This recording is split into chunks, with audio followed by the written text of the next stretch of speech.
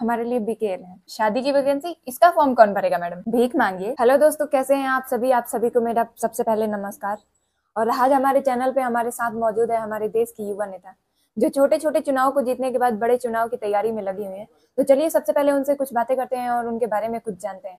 तो मैडम, सबसे पहले आपको नमस्ते, स्वागत है आपका हमारे चैनल पे। नमस्कार, और सभी देशवासियों को मेरा पैर छू के नमन है। तो मैडम, सबसे पहले जनता को आप अपना नाम बताइए। जी, मेरा नाम निधि है और मैं अभी छोटे छोटे चुनाव को लड़ चुकी हूँ और बड़े चुनाव की तैयारी है, जैसे कि विधानसभा आदि। और आपने दो चश्मे लगा रखे हैं, इसका क्या मतलब है? देखिए, चश्मा को लेकर ना हम सभी नेताओं का बहुत बड़ा राज है अपने आप में।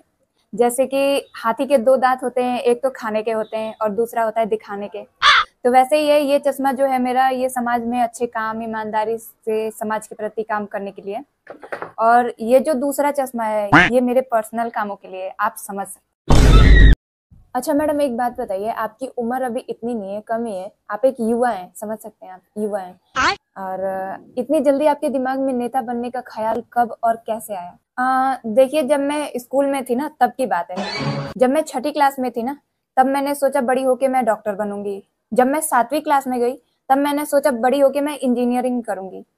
फिर मैं जब 8वीं क्लास में गई, तो न्यूज वगैरह में मैंने देखा ये जो नेता लोग हैं, घोटाला कर करके इतने अमीर बनते जा रहे हैं। तब मेरे दिमाग में ख्याल आया कि मैं इलेक्शन लड़ूंगी और नेता बन के अपने घर में पूरा पैसे के बरसात करवाऊंगी। अच्छा, यानी आप नेता पैसा कमाने के लिए बनी है? देखिए, अब नेता बनी गई हूँ, चुनाव में आई गई हूँ, तो अब जो इसके रूल है वो तो करने ही पड़ेंगे, निभाने ही पड़ेंगे, मुझे तो घोटाला करना है। चलिए, बहुत अच्छी बात है। अच्छा मैडम, आजकल के जो हमारे देश के युवा हैं, बहुत सारे युवा बेरोजगार घूम रहे हैं, उनके पास कोई काम धंधा नहीं है। तो मतलब जाहिर सी बात है कि अगर आजकल के युवा, हमारे देश के युवा नेता बनना चाहें, तो उसके लिए क्या करना पड़ेगा, कैसे बन सकते हैं नेता? देखिए, नेता बनना बहुत आसान है। क्या आप बनना चाहते हैं नेता? नहीं मैम, मुझे नहीं बनना है। नेता बनना बड़ी बात नहीं है, कोई भी बन सकता है। आप भी बन सकते हैं, आपके कैमरामैन भी बन सकते हैं, और आपके जो लेखक हैं ये भी बन सकते हैं। तो रही बात नेता बनने की, तो नेता बनने के लिए आपके मन में सबसे पहले समाज को लेकर उनके प्रति ना ईमानदारी से काम करने की इच्छा होना चाहिए, भाव होना चाहिए आपके मन में। और एजुकेशन वगैरह कोई मायने नहीं रखता है। मुझे ही देखिए, 8वीं तक ही पढ़ी हूँ, इसके आगे मैंने बिल्कुल भी पढ़ाई नहीं करा है, फिर भी आपके सामने आज मैं नेता बन के बैठी हूँ यहाँ पे। और मैम, स्किल वगैरह क्या? स्किल देखिए, समाज में कैसे बात करना चाहिए वो आपको आना चाहिए। कैसे आप अपने बातों में लोगों को फंसा सकते हैं, उल्लू बना सकते हैं, उलझा सकते हैं, ये आना चाहिए। और सबसे जरूरी बात, चुनाव के वक्त सबके सामने हाथ जोड़ना आना चाहिए, सबके पैर पकड़ने आना चाहिए। मान लीजिए आप मजबूरी में गधे को बाप बना रहे हैं, ऐसे ही। और चुनाव के बाद, जीतने के बाद सबको भूल जाइए, आप किसी को याद करने की जरूरत नहीं है। अगर कोई आपके सामने कुछ काम करवाने आता है ना आपके पास, बोल दीजिए कौन है, निकल, हम नहीं जानते हैं। ठीक इसी प्रकार। धन्यवाद।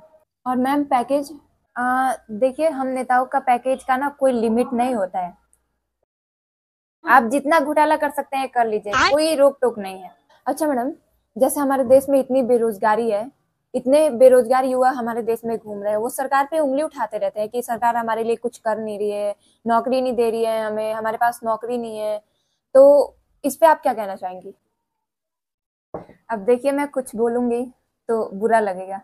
अब पूरे दिन रील चलाते रहेंगे, देखते रहेंगे, तो नौकरी कहाँ से लगेगी? कोई सरकारी योजना थोड़ी है जो आपको सैलरी देगी। अब रील देखेंगे तो पैसा तो मिलेगा नहीं, नौकरी तो है नहीं। देश में इतनी नौकरियां हैं, भीख मांगिए, देखिए आप पैसा छाप के बैठ जाएंगे। कबाड़ बेचिए, नाला साफ कीजिए। आप करेंगे ही नहीं, फिर बोलेंगे नौकरी नहीं लग रहा है, आप बैठ के बातें करेंगे और रील देखते रहेंगे। मुझे देखिए, 8वीं तक ही पढ़ी हूँ, फिर भी मेरे ऊपर कितनी जिम्मेदारियां हैं, मैं कितना बड़ा काम कर रही हूँ। अच्छा मैडम, मान लीजिए आप इस बार चुनाव जीत जाती हैं, नेता बन जाती हैं, तो क्या आप बेरोजगारी दूर करेंगी हमारी? आप लोगों के बेरोजगारी का तो मुझे पता नहीं, पर मैं अपनी बेरोजगारी बिल्कुल 100% में खत्म कर लूंगी। चुनाव जीतने के बाद नेता बन जाऊंगी, उसके बाद एक बार मैं घोटाला करूंगी ना, मैं करोड़पति बन जाऊंगी और अपने परिवार को भी पैसे की कमी कभी महसूस नहीं होने दूंगी। अच्छा मैडम, एक सवाल मैं अपने तरफ से करना चाहती हूँ, ये जनता का सवाल नहीं है, मेरा है। जैसे कि देश में इतना करप्शन है, सरकार पे आरोप लगते रहता है करप्शन को लेकर, और हर जगह करप्शन है बहुत ज्यादा, तो इस पे आप क्या कहना चाहेंगे? ये चीज तो आप गलत बोल रहे हैं बिल्कुल। कहाँ है करप्शन? आपने कहीं देखा है करप्शन?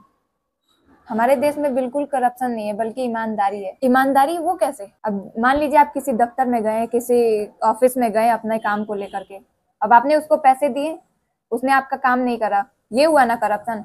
अब आप जा रहे हैं दफ्तर में, टेबल के नीचे से जेब गरम कर रहे हैं और उसने आपका काम चंद मिनटों में करके दे दिया, इसे ईमानदारी तो बोलेंगे ना। अब आप ही बताइए, ये करप्शन हुआ या ईमानदारी हुआ? वैसे मैम, आप चुनाव किस पार्टी से लड़ रही हैं? देखिए, अभी तो मैं निर्दलीय ही लड़ रही हूँ और निर्दलीय ही जीतूंगी। मान लीजिए आप चुनाव जीत जाती है तो किस पार्टी को ज्वाइन करना चाहेंगे, किस पार्टी से जुड़ना चाहेंगे आप? देखिए, अभी मैं कुछ भी बोलूंगी तो मोदी जी, राहुल गांधी, अंबानी और एलन मस्क, ये सारे लोग आपस में युद्ध करने लग जाएंगे, ट्विटर पे ट्वीट करने लग जाएंगे। फिर भी आप पूछ रहे हैं तो मैं बता दे रही हूँ कि मैं, समझ रहे हैं ना, हिंट्स दे रही हूँ, इससे जुड़ूंगी मैं। तो मैडम, जैसा कि आप चुनाव लड़ रही हैं, तो आप नेता लोग जनता को किस नजर से देखते हैं? देखिए, चुनाव के वक्त तो सारे लोग हमारे लिए पूजनीय है, आदरणीय है, हमारे लिए भगवान के समान है। और चुनाव जीतने के बाद आप जनता को कैसे देखते हैं? चुनाव जीतने के बाद तो देखिए, ये जितने भी सारे लोग दिख रहे हैं, ये सारे लोग बीकेएल हैं। आप गाली दे रही हैं जनता को? बीकेएल बोल रहे हैं मतलब? नहीं नहीं, मेरा कहने का मतलब है बीकेएल भारत के लोग, समझने की कोशिश करिए। अच्छा मैडम, जैसे कि हमारे गांव के कुछ लोगों का सवाल है, जैसे गांव में चुनाव होता है सरपंच मुखिया वगैरह का, तो वो सही सरपंच मुखिया कैसे चुने ताकि गांव का विकास कर सके? देखिए, आपने सवाल बड़ा अच्छा किया है।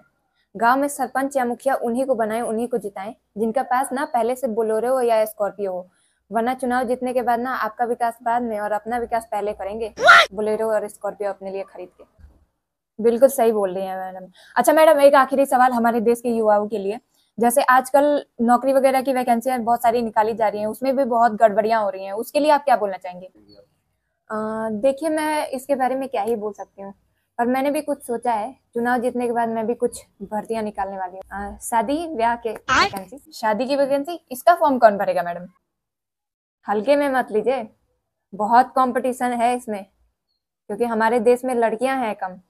अगर 10,000 शादी का वैकेंसी निकाल दिया जाए ना, तो 10 लाख लड़के फॉर्म भरेंगे, और उसमें भी जनरल वालों के लिए अलग से आरक्षण लगा के मैं 1,000 पद निकलवाऊंगी। और बाकी बचे जनरल वालों का क्या? बाकी के जनरल, मुझे क्या करना है? इस दुनिया में उनको अधिकार सिर्फ इतना ही मिलता है, ये समाज उनको अधिकार सिर्फ इतना ही देती है। अच्छा, इसका फॉर्म भरने का कोई कंडीशन वगैरह तो नहीं है ना? हाँ, 18 से 35 साल उम्र और 5 5.5 फीट वाले हाइट वाले ही सिर्फ इस फॉर्म को भर सकते हैं। जी, बहुत बहुत धन्यवाद मैडम आपका, आप हमारे चैनल पे आई, अपना इंटरव्यू दिए, उसके लिए बहुत बहुत धन्यवाद। और आशा करती हूँ इस बार आप चुनाव जीते और आप अपनी बेरोजगारी दूर करें। आपको भी बहुत बहुत धन्यवाद, और आप सभी जनता से मेरी यही प्रार्थना है कि इस बार चुनाव में आप लोग मुझे जिताएं, ताकि मुझे भी 2-3 घोटाले करने का अवसर प्राप्त हो। और चलते चलते आप सभी को नमस्कार। तो दोस्तों, आप लोगों को ये वीडियो कैसी लगी, इसमें सबसे अच्छा पार्ट कौन सा लगा, आप लोग कमेंट में बता दीजिएगा मुझे। और अगले पॉडकास्ट में आप लोग किसको देखना चाहते हैं, ये भी आप लोग लिख दीजिएगा जरूर। और आपकी निधि आप लोगों को हंसाने के लिए इससे भी ज्यादा मेहनत करेगी। मिलते हैं आप लोगों से एक नए पॉडकास्ट में, तब तक के लिए जय हिंद।